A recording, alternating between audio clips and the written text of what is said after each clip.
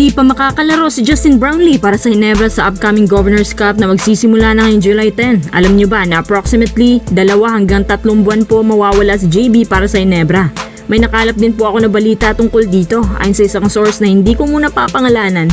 Hindi po ito spin, pero parang kuliglig siya sa loob na parang semi-boy baller. At ang sabi, gusto nga raw ni boss na palitan muna si Justin Brownlee pero si coach Tim talagang ayaw. Kapag hindi naging successful ang recovery ni JB, may naisip na rin silang posibleng ipalit sa kanya. Kaso nga lang ang problema, kapag nakakuha na ng import, bawal na itong palitan once na nagsimula ng Governors Cup unless kung mai-injure itong reinforcement import na kukunin nila. At dahil nga reinforcement, ibig sabihin yun dati na rin nilang nagamit.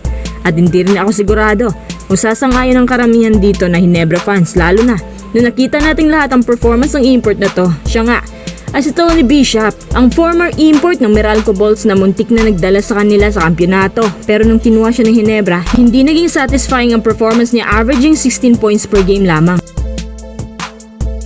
Sa isang banda, athletic naman si Bishop at sobrang ganda naman ng performance niya nung nasa Meralco pa siya.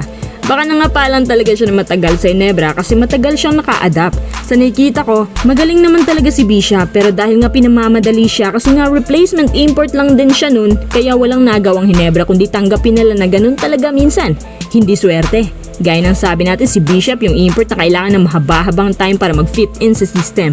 Pero what if nga, kung kunin na nila to? Total may panahon pa naman kasi sa July 10, hindi naman Ginebra ang first game. Sa pagkakaalam ko, mga next week pa yan bago ang schedule ng Ginebra, so may time pa na malaki-laki. Yun nga kung agad makapag-desisyon ang Ginebra na ibalik si Tony Bishop. Si Bishop naman din ay pangalawa lang sa mga options nila.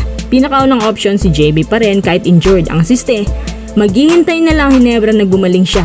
At ito talaga ang gustong mangyari ni Coach Tim. Pangalawa, si Tony Bishop. Pangatlo, papayag ang buong Ginebra coaching staff basta't wag lang si Tony Bishop. Yun yung pangatlo. May iba naman din sa kanila dyan na hindi sang-ayon kay Tony Bishop. Why not give a try para kay Tony? Kung hindi siya satisfying, palitan nila. Pwede namang magbukas ng pintuan para sa ibang imports. Basta ang punto dito, ipahinga muna si Justin Brownlee. Bukod sa ito'y aging na, bugbog sarado sa pagdo-double team ng New Zealand sa FIBA. Ang nakakapagpakapit kay Coach Tim kasi si JB kahit may edad at nag-slow down, kahit pa paano may shooting pa naman, yung chemistry nag-overflow lang sa mga kasama niya. Yan kasi ang matagal na nilang sandalan sa kahit anong konferensya. Usapang import pa din naman. Jordan Clarkson po ang number 1 prospect para sa SBP para gawing import sana sa darating na FIBA World Cup Asian Qualifier sa ika-4 na window na gaganapin sa mga susunod na buwan. Isa pa to, kailangan na rin magdesisyon ng SBP para mas makakapag-prepare na maayos. Si JC ay hindi kahit kailan nakapaglaro under Coach Tim Cone. Huling laban niya, Coach Chot yan. Alam naman si Brownlee pa rin, 12 weeks pa nga mawawala. Si JC or Benny Boatwright lang pwedeng sumalba sa gilas. Si JC, NBA caliber na hirap makakuha ng NBA team na mapapasukan ngayon dahil kahit kakagaling lang niya sa isang championship title, pero si JC wala namang vital role sa kanila. Probably, iiwan na rin ng New York Knicks ang ating Pinoy pride sa NBA. Si Benny Boatwright ang isa sa mga malalapit na options ng gilas. Mas matangkad, hindi NBA caliber, pero ang lakas ng shooting niya. May average points sa 25 per game habang nakabalandra din ang pinagmamalaki ng San Miguel na 55% sa 3-point field. Yan ang isa sa mga bagay na kailangan ng gilas. Higit sa isang NBA caliber, may kalituhan din sa SBP at Gilas community ang pagpili kung sino ang palalaroin bilang taga-salba. Kung pipiliin mo ang isang NBA caliber, oo naman, mabuting mabuti.